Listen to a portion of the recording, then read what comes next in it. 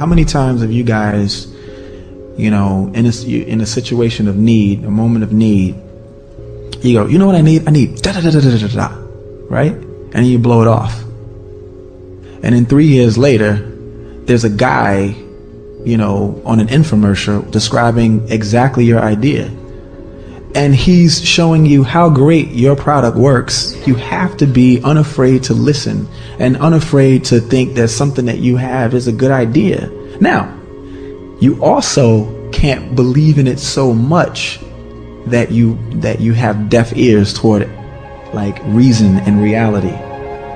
Because you can have the most brilliant idea in the world, but you gotta bet on yourself.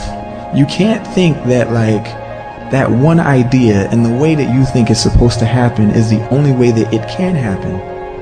Don't wait for the stars to align. Reach up and rearrange them the way you want. Create your own constellation. I say that all the time. You just have to be smart enough to know that there's so many ways that things can turn out, and there's so many people in their lives that, man, if I would have just made that left turn, or if I would have just stayed in the house 5 more minutes or whatever, woulda, coulda, shoulda. If we would bet on ourselves, but at the same time take in consideration what this moment will mean to us 10 years from now, it could be different. But listen, I haven't made all the best decisions in the world either. I definitely fell on my ass a million times, but I learned on my way down, and I definitely take it in stride getting back up. If I knew then what I know now, it probably could be so much better. I'm a perfectionist. There's always room for improvement. I'm never really going to be happy with whatever it is, no matter how great it does, no matter how much success it accumulates, and no matter how big the accolades read. I just noticed that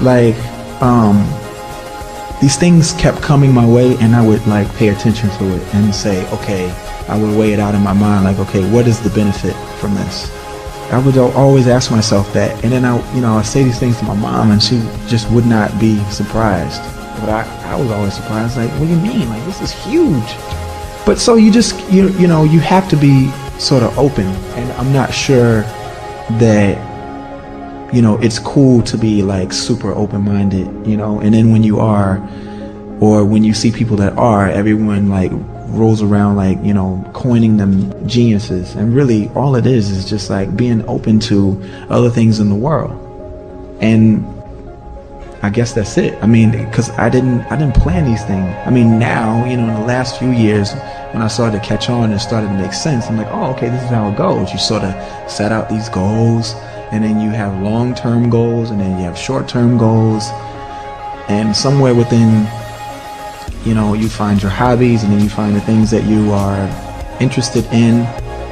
Don't look over your shoulder every 5 minutes. If anything, just continue to stand on your tippy toes to see how far you can see, and what's in the horizon. I really like talking to kids now, because I realize, man, you could be that kid that has this awesome glow about you, but unless, someone's around to recognize that glow, these kids don't have a chance. And so for me, I'd like to say that, my humble beginnings in music was that of fortune, but I've been smart enough to pay attention from that moment on.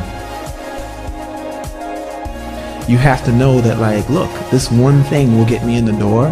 It will allow people to see my perspective, and from then on they'll say, hey, if I want a slice of this reality, I've got to go back to this guy.